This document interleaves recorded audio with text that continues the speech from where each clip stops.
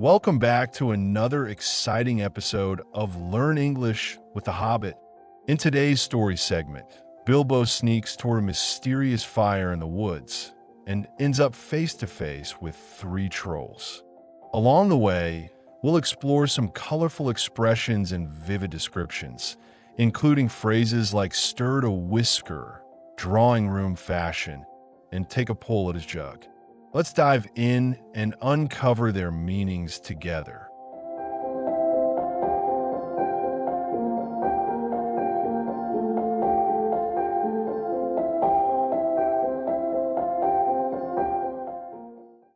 Off Bilbo had to go before he could explain that he could not hoot even once like any kind of owl any more than fly like a bat. But at any rate, hobbits can move quietly in woods, absolutely quietly. They take a pride in it, and Bilbo had sniffed more than once at what he called all this dwarvish racket as they went along, though I don't suppose you or I would have noticed anything at all on a windy night, not if the whole cavalcade had passed 2 feet off. As for Bilbo walking primly towards a red light, I don't suppose even a weasel would have stirred a whisker at it. So, naturally, he got right up to the fire, for fire it was, without disturbing anyone. And this is what he saw. 3 very large persons sitting round a very large fire of beech logs. They were toasting mutton on long spits of wood and licking the gravy off their fingers. There was a fine, toothsome smell. Also, there was a barrel of good drink at hand, and they were drinking out of jugs. But they were trolls. Obviously trolls. Even Bilbo, in spite of his sheltered life, could see that from the great heavy faces of them, and their size, and the shape of their legs, not to mention their language, which was not drawing room fashion at all. Mutton yesterday, mutton today, and blimey, if it don't look like mutton again tomorrow, said one of the trolls. Never a blinking bit of man-flesh have we had for long enough, said a second. What the L. William was thinking of to bring us into these parts at all beats me. And the drink running short. What's more, he said, jogging the elbow of William, who was taking a pull at his jug. William choked. Shut your mouth, he said as soon as he could. You can't expect folk to stop here forever just to be eat by you and Bert. You've eat a village and a half between yer, since we come down from the mountains. How much more do yer want? And time's been up our way, when yer'd have said thank your Bill for a nice bit o' fat valley mutton like what this is. He took a big bite off a sheep's leg he was roasting and wiped his lips on his sleeve.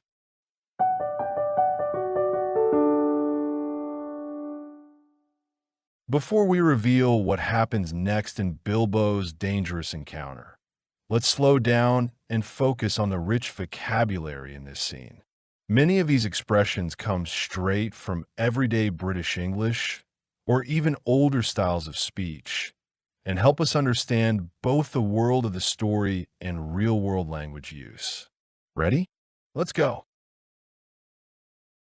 Hoot, to make a loud noise like an owl.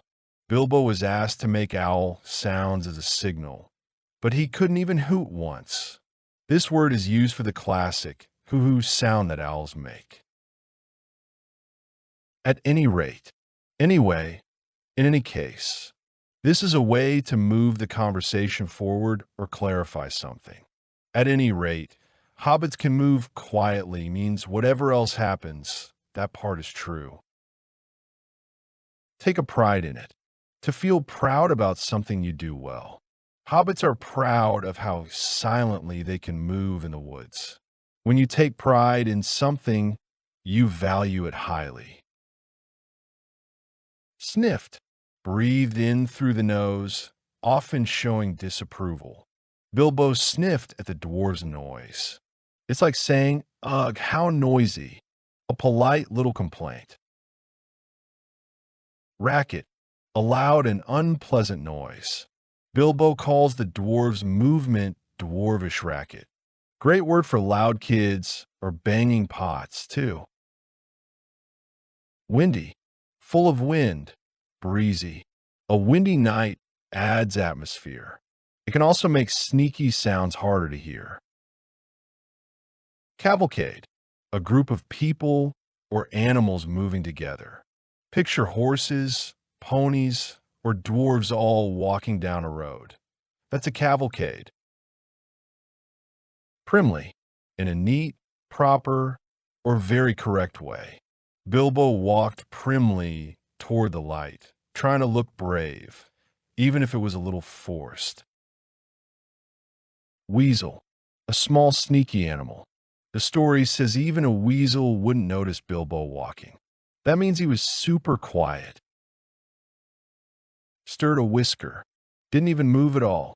Whiskers move easily, so saying nothing stirred a whisker means total stillness. A great descriptive phrase. Beech logs. Log from a beech tree. The troll's fire was made of beech logs. Beech burns hot and clean. Nice camping tip. Toasting. Cooking over fire. They were toasting mutton on long sticks. Same idea as toasting marshmallows. Mutton. Meat from an adult sheep. Trolls love mutton. This word sounds old-fashioned today, but you still see it in fantasy books. Spitch. Long sticks for cooking meat. Trolls roasted meat on spits. If you love outdoor BBQs, you've seen these before. Licking. Using your tongue to taste or clean. Trolls were licking their fingers. Kind of gross, but also realistic. Gravy. Meat sauce, usually from roasting juices. Gravy is tasty, but messy. Trolls lick it straight from their fingers. Toothsome. Delicious or tasty. This old-fashioned word means yummy. A toothsome smell makes your mouth water. Barrel. A large wooden container for liquids. Trolls kept their drink in a barrel, like pirates. Jugs. Big containers with handles for pouring drinks. Imagine the trolls with medieval-style mugs, guzzling ale. Spite. Mean or angry feelings. In spite of his sheltered life, means even though Bilbo had no rough experience, he recognized the trolls. Sheltered. Protected from difficulties or dangers. Bilbo lived a safe, quiet life. A sheltered life is cozy but naive. Drawing room fashion. Very polite and proper language. The troll speech was not drawing room fashion. It was rough and crude. Blimey. A surprise expression like wow or oh my gosh. Blimey is super British. The troll is shocked it's mutton again. Blinking. Mild expression of frustration or annoyance. Trolls say blinking bit of man flesh, like we might say darn thing. Man flesh. Human meat. A creepy word from fantasy stories and horror tales. Trolls are not vegetarians.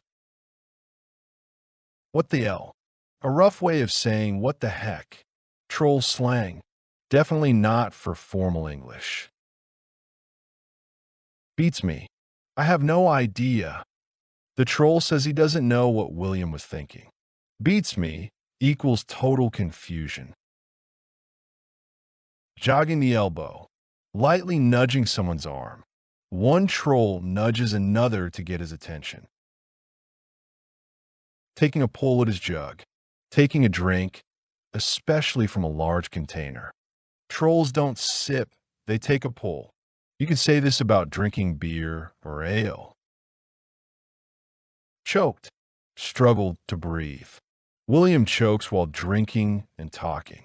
Happens when you laugh or drink too fast. A dialect or troll version of ate. Trolls say you've eat a village, not eaten. Fantasy characters often use unique accents like this. Time's been up our way. Time has passed in our region. Things have changed.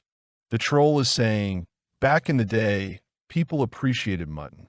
Now they complain too much. Nice bit o' fat valley mutton. A juicy piece of sheep meat from the valley. This is classic troll talk. Unrefined, greedy, and full of dialect charm. Wiped his lips on his sleeve. Used his clothing instead of a napkin. Just more troll behavior. It paints a picture of their messy, uncivilized manners.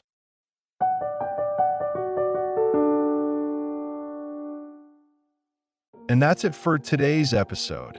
From sneaking through the woods to witnessing trolls toast their dinner, Bilbo's adventure is just getting weirder, and we're loving every word of it. Be sure to practice these new expressions, especially if you want to sound more natural and informal English, but maybe don't talk like a troll.